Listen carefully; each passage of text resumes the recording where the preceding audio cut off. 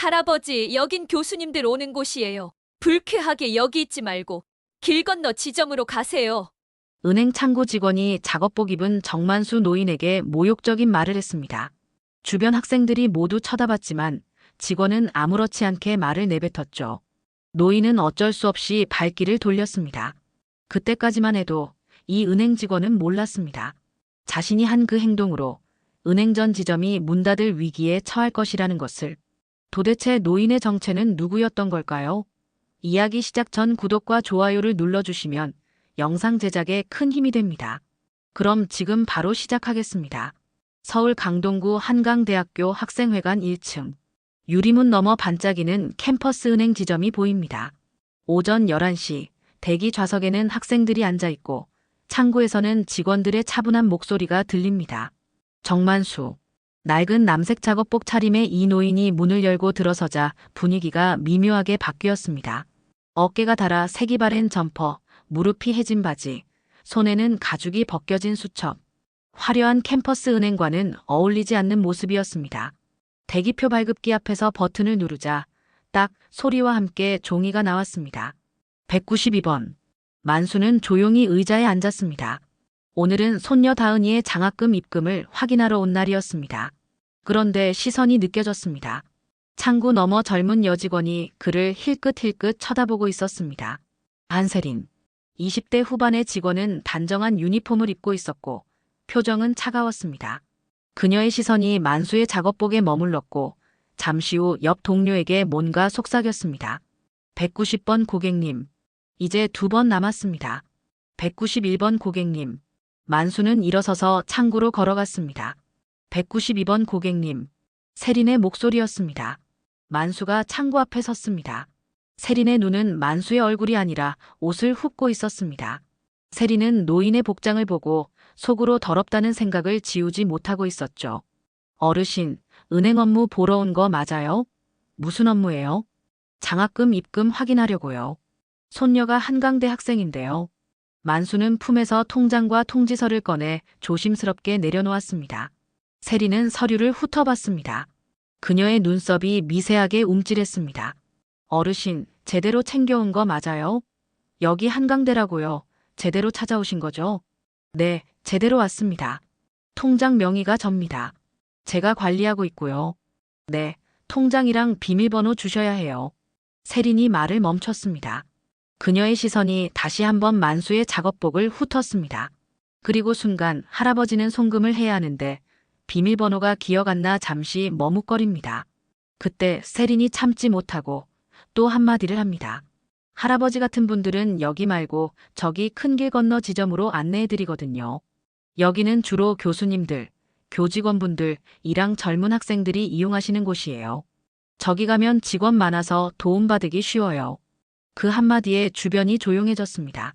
대기석 학생들이 고개를 돌렸습니다. 옆 창구 직원도 힐끗 쳐다봤습니다. 만수의 손이 다시 떨렸습니다. 하지만 그는 아무 말도 하지 않았습니다. 나 같은 사람들이 왜요? 만수가 조용히 물었습니다. 지금 옷차림이 그게 뭐예요? 다른 사람들한테 불쾌감을 줄 수 있어요. 1층으로 가세요. 세린의 목소리는 차분했습니다. 하지만 그녀의 눈빛은 이미 다음 손님을 기다리고 있었습니다. 만수는 천천히 고개를 끄덕였습니다. 통장을 다시 집어들었습니다. 192번 대기표는 구겨지지 않은 채 그대로였습니다. 알겠습니다. 그는 돌아섰습니다. 느린 걸음으로 은행을 빠져나갔습니다. 유리문이 닫히며 봄바람이 그의 등을 스쳤습니다. 193번 고객님. 세린은 다음 번호를 불렀습니다. 아무 일도 없었다는 듯이. 하지만 CCTV는 모든 것을 기록하고 있었습니다. 떨리는 손, 차가운 시선, 구겨지지 않은 대기표, 그리고 조용히 돌아서는 노인의 뒷모습.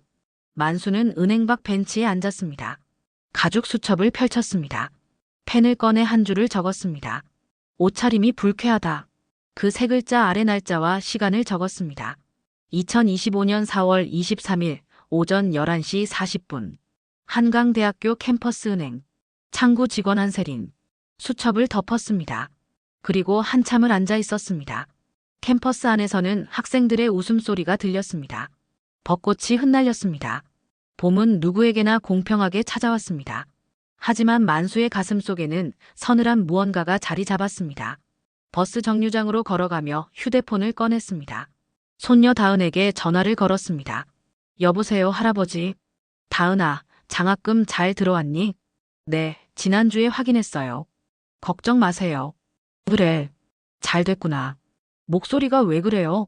괜찮으세요? 만수는 잠시 말을 멈췄습니다. 아니다. 괜찮아. 할아버지는 괜찮단다. 전화를 끊고도 한참을 그 자리에 서 있었습니다. 그날 오후 지점장실에서 짧은 대화가 오갔습니다. 세린 씨, 아까 작업복 입은 어르신 있었잖아요. 네. 장학금 확인하러 오셨던 분이요. 혹시 무슨 문제 있었어요? 아니요. 은행 이미지 깎아먹을 것 같아서 저기 옆 지점으로 안내해드렸어요. 아시다시피 여긴 교수님들이 많은데 저런 분들 오면 이미지만 깎이잖아요. 그리고 저는 규정대로 한 것뿐이에요. 그래요. 규정대로 하신 거면 문제없죠. 대화는 거기서 끝났습니다. 아무도 그 떨리던 손을 기억하지 못했습니다. 아무도 그 조용한 침묵의 무게를 느끼지 못했습니다. 192번 대기표는 쓰레기통에 버려졌습니다. 그러나 만수의 수첩 속에는 그 모든 것이 차곡차곡 기록되고 있었습니다. 그날 오후 캠퍼스 은행 CCTV 모니터에는 이상한 장면이 담겨 있었습니다. 한 노인이 은행 밖 벤치에 앉아 수첩에 무언가를 꾹꾹 눌러 쓰고 있는 모습. 보안 담당자는 잠깐 화면을 응시했지만 곧 시선을 돌렸습니다. 별일 아니라고 생각했습니다. 하지만 그 별일 아닌 일이 곧 폭풍의 시작이 될 줄은 아무도 몰랐습니다. 만수는 벤치에서 일어나 천천히 걸었습니다. 학생회관을 나서며 건물 입구를 다시 한번 돌아봤습니다. 유리문 너머로 품격 있는 서비스, 신뢰받는 캠퍼스 은행이라는 커다란 문구가 보였습니다. 그는 수첩을 다시 꺼냈습니다. 펜을 들어 한 줄을 더 적었습니다. 품격은 간판이 아니라 사람의 눈빛에 있다. 수첩을 덮고 버스 정류장으로 향했습니다. 그의 뒷모습은 조용했지만 어딘가 단단해 보였습니다. 한편 캠퍼스 은행 창구에서는 한세린이 동료와 아까 그 어르신 얘기를 나누고 있었습니다. 동료는 규정대로 한 거니까 신경 쓰지 말라고 했지만 세린은 이상하게 마음 한구석이 불편했습니다. 그 노인의 떨리던 손, 조용히 돌아서던 뒷모습이 자꾸 떠올랐습니다. 점심시간이 끝나고 오후 업무가 시작됐습니다. 평소와 다를 것 없는 하루였습니다. 학생들이 들어와 통장을 만들고 교직원들이 업무를 처리했습니다. 세린은 기계적으로 손님들을 응대했습니다. 그런데 오후 3시쯤 지점장 박인호가 세린을 사무실로 불렀습니다. 그는 아까 오전에 작업복 입은 어르신에 대해 물었습니다. 어떻게 응대했는지, 혹시 항의하거나 소리 지르지는 않았는지. 전혀요. 그냥 조용히 나가셨어요. 그래요? 그럼 됐어요. 세린은 고개를 끄덕이고 나왔지만 불안감은 더 커졌습니다. 왜 지점장이 갑자기 그 일을 물어본 걸까요? 저녁 6시, 퇴근 시간. 세린은 동료에게 왜 지점장이 그 일을 물어봤는지 물었습니다. 동료는 혹시 민원을 넣으신 게 아니냐며 조용한 사람이 더 무섭다고 농담처럼 말했습니다. 소리 지르는 사람은 화풀이하고 끝이지만 조용한 사람은 뭔가 다른 걸 준비한다고. 세린은 웃으려 했지만 웃음이 나오지 않았습니다. 집으로 가는 버스 안에서 세린은 창밖을 바라봤습니다. 저녁 하늘이 붉게 물들고 있었습니다. 캠퍼스를 지나는 학생들, 손을 잡고 걷는 연인들, 편의점에서 나오는 교수님, 모두가 평범한 일상을 보내고 있었습니다. 그런데 자꾸만 그 노인의 얼굴이 떠올랐습니다. 떨리던 손, 조용히 돌아서던 뒷모습, 그리고 그 침묵. 괜찮겠지. 규정대로 한 건데. 세린은 스스로를 다독였습니다. 하지만 마음 한구석의 불편함은 쉽게 가시지 않았습니다. 마치 무언가 잘못된 일을 한 것 같은 설명할 수 없는 죄책감이 밀려왔습니다. 같은 시각 만수는 집 거실에 앉아 있었습니다. 손녀 다은이가 저녁을 차려왔습니다. 다은은 오늘 은행에 다녀왔냐고, 장학금은 확인했냐고 물었습니다. 만수는 잠시 말없이 다은을 바라보다가 조용히 말했습니다. 사람은 들은 대로 행동하더라. 다은은 할아버지의 표정이 평소와 다르다는 걸 느꼈지만 더 묻지 않았습니다. 저녁을 먹고 난 뒤 만수는 다시 수첩을 펼쳤습니다. 낡은 가죽 표지, 빼곡한 글씨들, 그리고 오늘 새로 적은 문장들.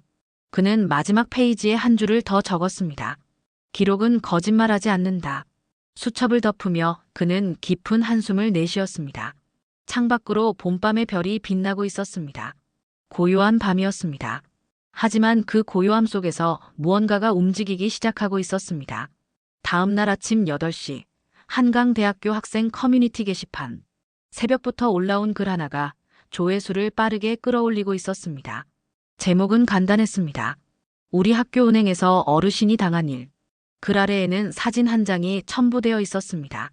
낡은 작업복, 구겨지지 않은 대기표, 그리고 은행을 나서는 노인의 뒷모습. 댓글이 달리기 시작했습니다. 다음 날 오전, 한강대학교는 술렁이기 시작했습니다.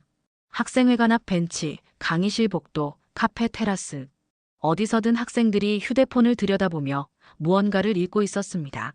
커뮤니티 게시판에 올라온 글 하나가 캠퍼스 전체를 뒤흔들고 있었습니다. 우리 학교 은행에서 어르신이 당한 일. 글은 간단했습니다. 어제 오전 한강대 캠퍼스 은행에서 한 노인이 모욕을 당했다는 내용. 작성자는 우연히 그 장면을 목격했다고 했습니다. 낡은 작업복을 입은 어르신이 창구 직원에게 노인네들은 다른 지점으로 가시라는 말을 듣고 조용히 나가셨다고. 글 아래에는 사진이 첨부되어 있었습니다. 뒷모습으로 찍힌 노인, 손에 쥔 구겨지지 않은 대기표, 그리고 은행 유리문에 반사된 쓸쓸한 뒷모습. 댓글은 이미 300개를 넘어섰습니다. 이게 무슨 일이야? 우리 학교 은행에서 규정이고 뭐고 사람 대하는 태도가 이래도 되나? 그분 표정 보이지도 않는데 왜 이렇게 마음이 아프지? 이게 한강대의 품격이냐? 정다은은 강의실 뒷자리에서 그 글을 읽고 있었습니다. 처음엔 그냥 지나치려 했습니다. 하지만 사진 속 뒷모습이 낯익었습니다. 심장이 철렁 내려앉았습니다. 낡은 남색 점퍼, 어깨 부분이 닳아 색이 바랜 모습, 손에 든 가죽 수첩. 할아버지. 다은은 부들부들 떨리는 손으로 휴대폰을 들었습니다. 할아버지에게 전화를 걸었습니다. 1번, 2번, 3번. 받지 않으셨습니다. 수업이 끝나자마자 다은은 뛰쳐나갔습니다. 캠퍼스 은행으로 향했습니다. 학생회관 1층.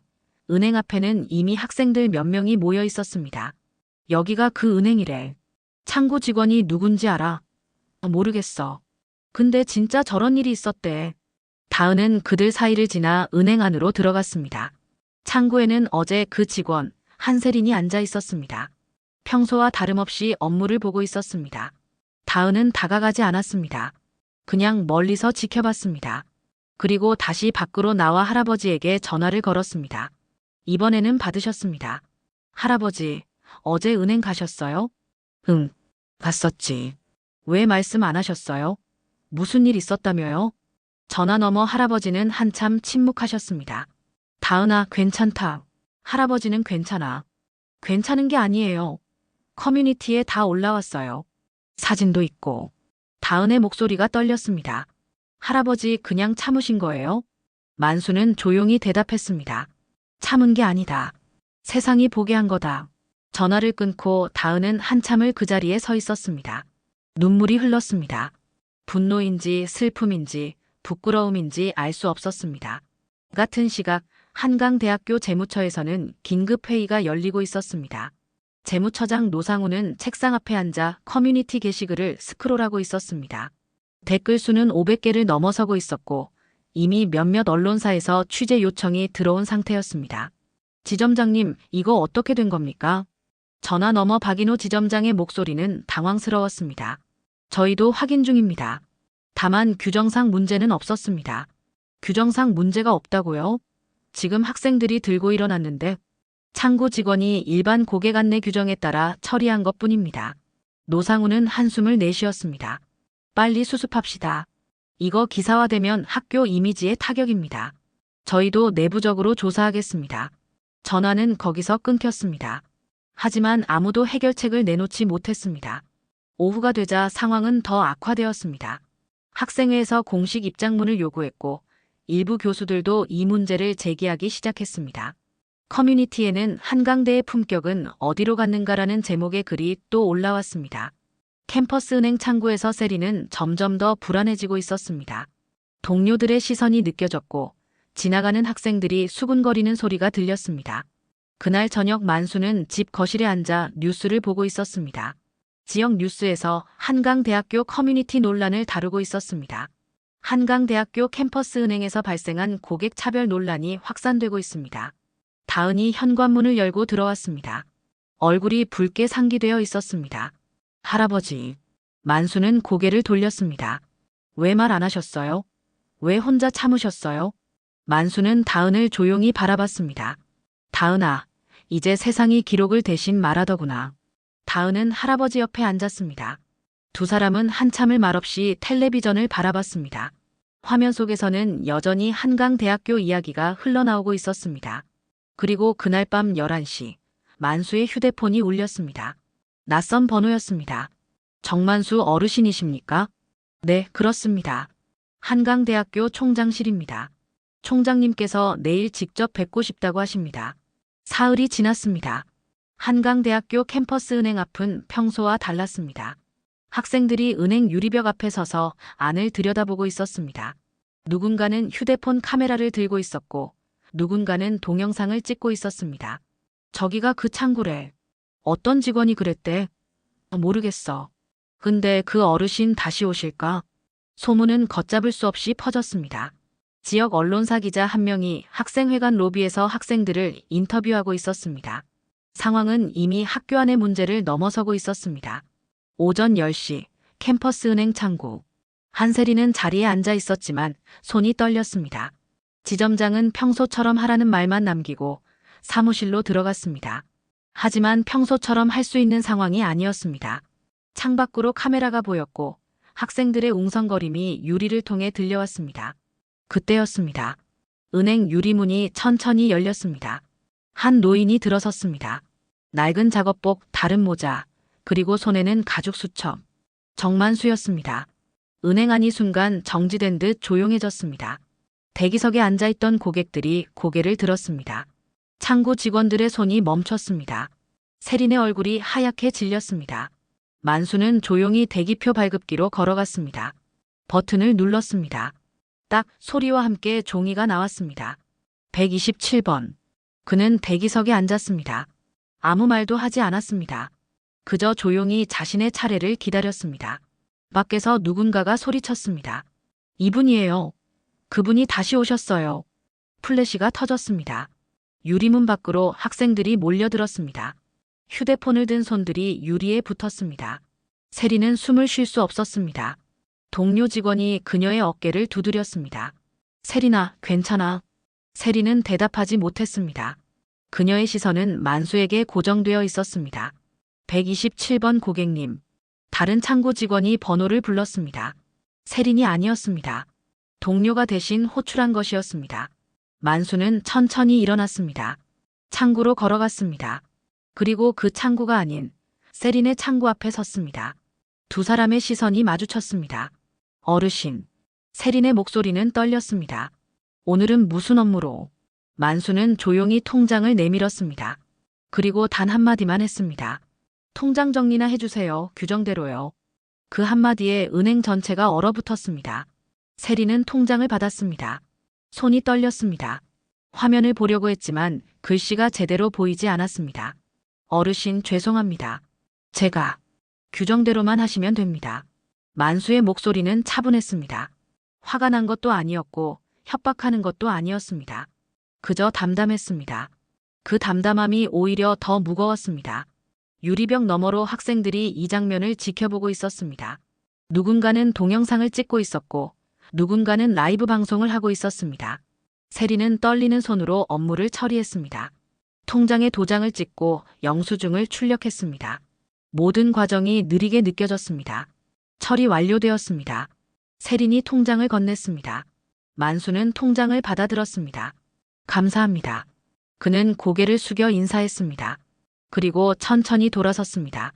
은행을 나서는 만수의 뒷모습을 모든 사람이 바라봤습니다. 유리문이 닫혔습니다. 밖에서는 기자와 학생들이 그를 둘러쌌습니다. 세리는 자리에 앉은 채 움직일 수 없었습니다. 눈물이 흘렀습니다. 동료가 다가와 그녀의 어깨를 감쌌습니다. 그날 오후 지점장은 긴급 직원 회의를 소집했습니다. 박인호는 책상을 치며 말했습니다.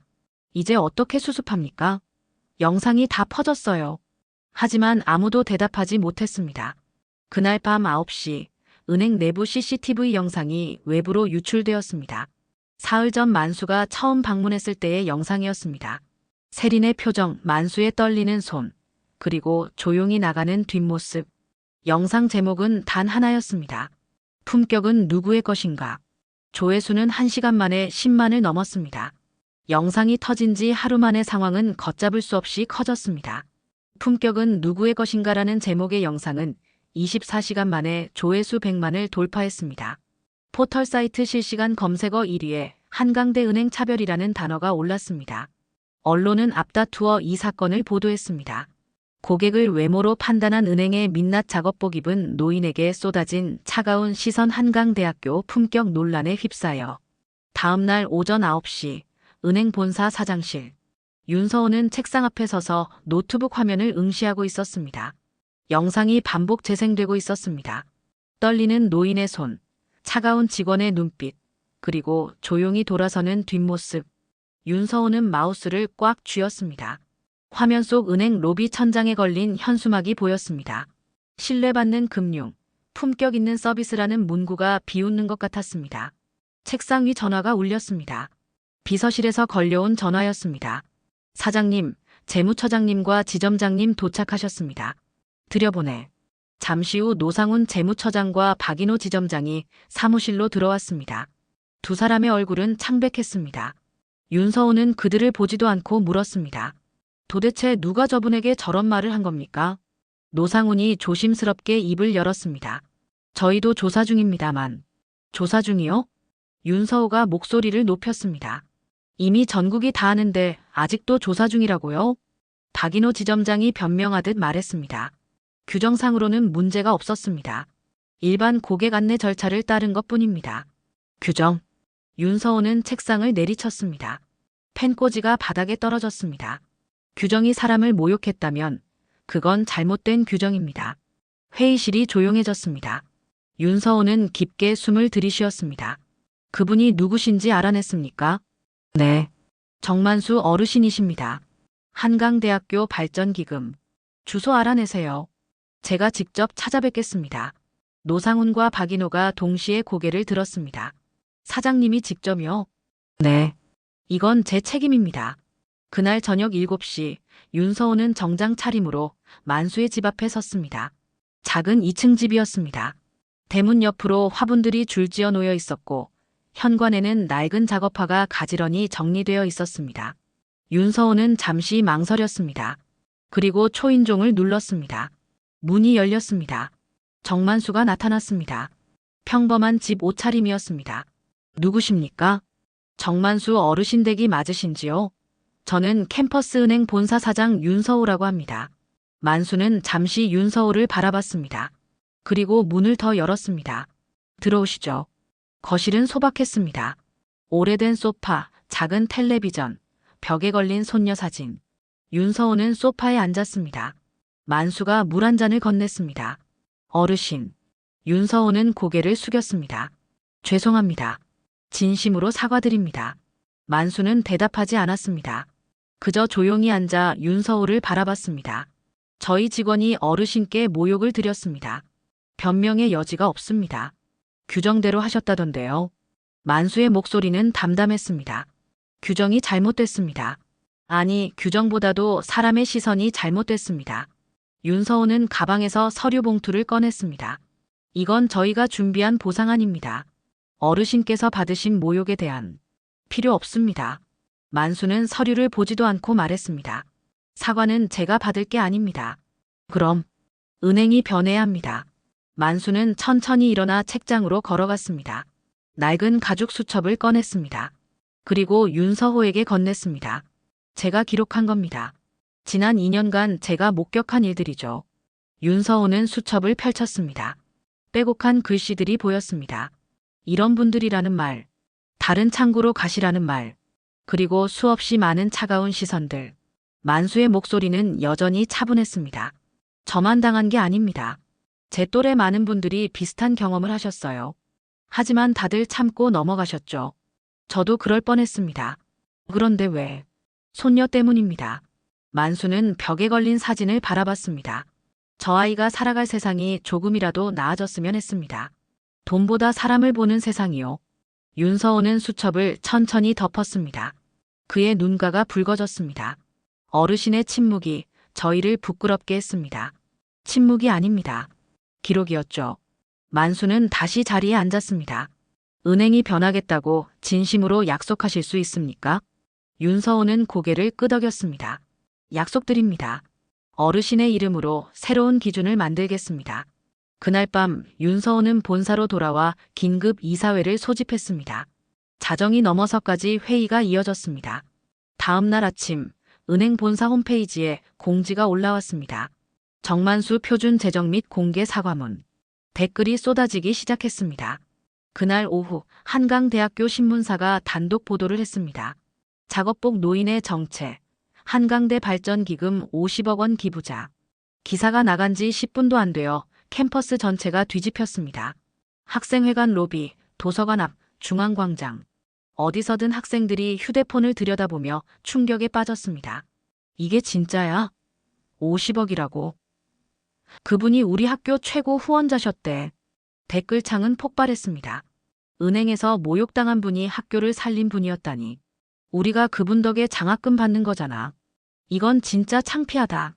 한강대 역사상 최악의 사건이다. 정오가 되자 학생들이 움직이기 시작했습니다. 누군가 학생회관 앞에 피켓을 들고 섰습니다. 한강대의 품격은 정만수 어르신에게 배워야 한다. 1명, 2명, 10명. 점심시간이 끝날 무렵에는 100명이 넘는 학생들이 모여들었습니다. 조용한 시위였습니다. 아무도 소리 지르지 않았습니다. 그저 피켓을 들고 서 있을 뿐이었습니다.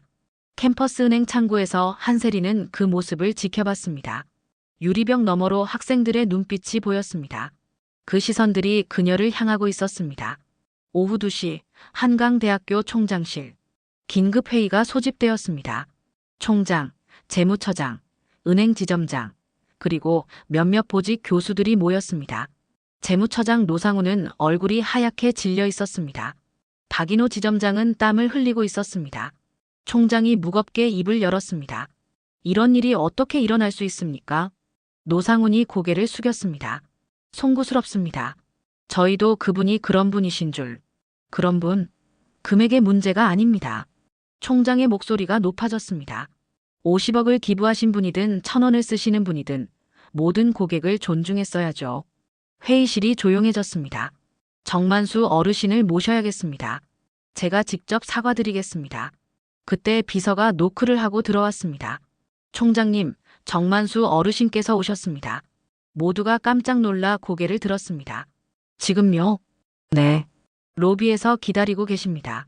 총장은 황급히 자리에서 일어났습니다. 다른 사람들도 뒤따랐습니다. 총장실 앞 로비. 정만수는 소파에 앉아 있었습니다. 평소처럼 낡은 작업복 차림이었습니다.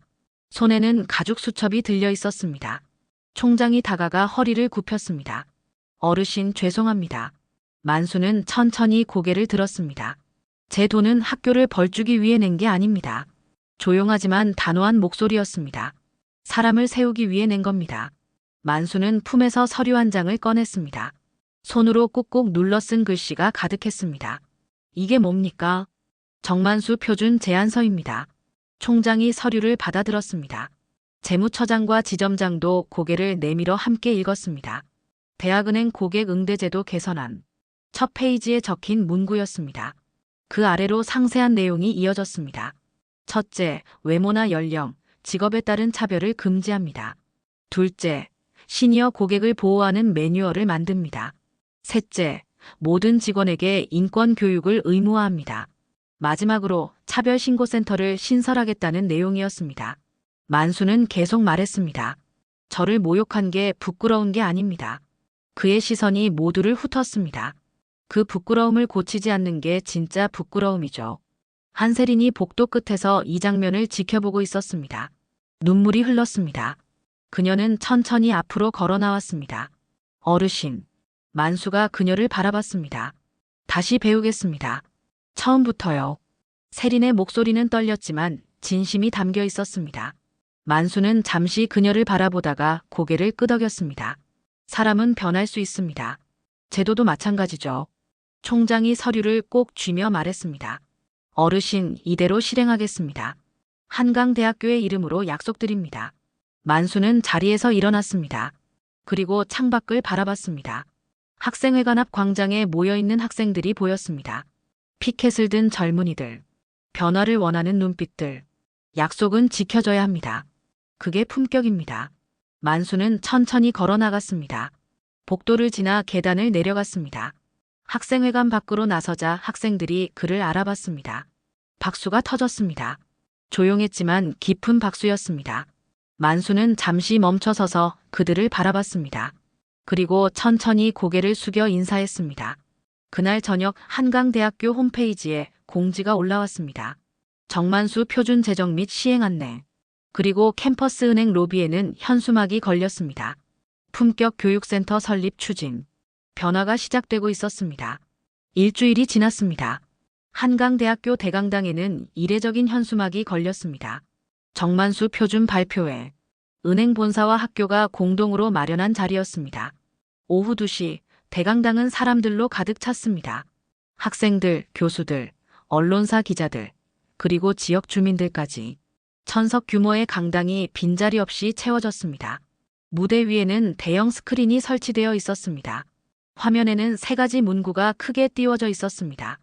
응대 매뉴얼 개정 차별 신고센터 설립 시니어 고객 보호 시스템. 객석 뒤편 한쪽 구석. 정만수는 조용히 앉아 있었습니다. 평소처럼 소박한 차림이었습니다. 손에는 여전히 낡은 가죽 수첩이 쥐어져 있었습니다. 옆자리에는 손녀 다은이 앉아 있었습니다. 할아버지, 앞자리로 가셔야 하는 거 아니에요? 아니다. 여기가 좋다. 만수는 고개를 저었습니다. 주인공은 제도지 내가 아니란다. 무대 위로 윤서우 은행 사장이 올라왔습니다. 그는 단상 앞에 서서 깊게 고개를 숙였습니다. 5초, 10초. 침묵 속의 사과였습니다. 고개를 들어 마이크를 잡았습니다. 오늘 우리는 한 고객이 보여준 침묵의 품격을 배웁니다. 그의 목소리는 떨렸습니다. 정만수 어르신께서는 모욕을 당하셨을 때 소리 지르지 않으셨습니다. 화를 내지도 않으셨습니다. 다만 기록하셨습니다. 그 기록이 오늘 우리를 이 자리에 서게 했습니다. 윤서호는 서류 한 장을 들어 올렸습니다. 이것이 정만수 표준입니다. 앞으로 모든 은행 지점에서 시행될 새로운 고객 응대 원칙입니다. 화면이 바뀌었습니다. 구체적인 내용들이 나타났습니다. 첫 번째, 모든 고객을 외모나 연령, 직업과 관계없이 동등하게 대우하겠습니다. 두 번째, 65세 이상 어르신을 위한 전담 창구를 운영하겠습니다. 세 번째, 분기마다 직원들에게 인권 감수성 교육을 의무적으로 실시하겠습니다. 네 번째, 차별 행위가 발생하면 즉시 신고할 수 있는 한라인을 개설하겠다는 내용이었습니다. 관객석에서 박수가 터졌습니다. 윤서우는 잠시 박수를 기다렸다가 다시 입을 열었습니다. 규정은 바꿀 수 있습니다. 그러나 오늘 우리의 시선도 함께 바뀌길 바랍니다. 그가 단상에서 내려왔습니다. 잠시 후 한세린이 무대 위로 올라왔습니다. 그녀는 마이크 앞에 서서 한참을 아무 말도 하지 못했습니다. 손이 떨렸고 입술이 말았습니다. 객석이 조용해졌습니다. 모두가 그녀를 바라봤습니다. 세린의 목소리가 떨렸습니다. 저는 그날 규정대로 했다고 믿었습니다. 그녀는 눈물을 닦았습니다. 하지만 규정이 사람의 마음을 잊고 있었다는 걸 이제야 합니다. 세린은 객석을 바라봤습니다. 만수가 앉아있는 쪽을 향해 고개를 숙였습니다. 정만수 어르신께 진심으로 사과드립니다. 그날의 침묵이 제 인생의 가장 큰 목소리였습니다. 그녀는 고개를 들었습니다. 앞으로 이곳 한강대학교 고객 응대 교육 담당으로 일하게 되었습니다. 제가 겪은 일을 후배 직원들에게 가르치겠습니다. 절대 잊지 않겠습니다. 박수가 쏟아졌습니다. 세린은 눈물을 흘리며 무대에서 내려왔습니다. 총장이 마지막으로 단상에 올랐습니다.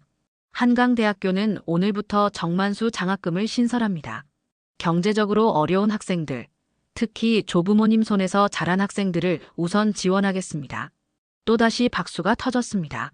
그리고 이 자리를 빌려 정만수 어르신께 감사패를 드리고자 합니다.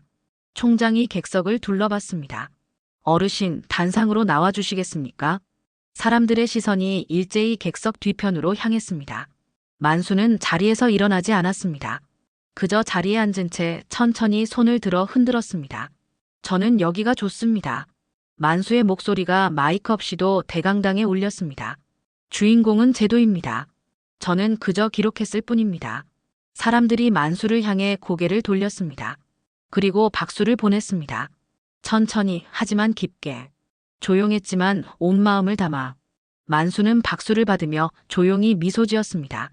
그의 손에 쥐어진 가죽 수첩이 햇빛에 반짝였습니다. 발표회가 끝나고 사람들이 빠져나갈 때 많은 학생들이 만수에게 다가와 인사했습니다. 어르신 감사합니다. 덕분에 우리 학교가 달라지고 있어요. 존경합니다. 만수는 그들 하나하나에게 고개를 숙여 답했습니다. 말은 많지 않았습니다. 하지만 그의 눈빛에는 따뜻함이 가득했습니다. 대강당을 빠져나오며 다은이 할아버지의 팔을 잡았습니다. 할아버지, 자랑스러워요. 만수는 손녀의 머리를 쓰다듬었습니다. 세상은 조금씩 나아진단다. 우리가 포기하지 않으면 말이야. 두 사람은 캠퍼스를 천천히 걸었습니다. 봄 햇살이 따스했고 벚꽃이 흩날렸습니다. 학생회관 은행 앞을 지날 때 만수는 잠시 멈춰 섰습니다. 유리벽이 여전히 그곳에 있었습니다. 하지만 이제 그 벽 너머로 다른 풍경이 보였습니다.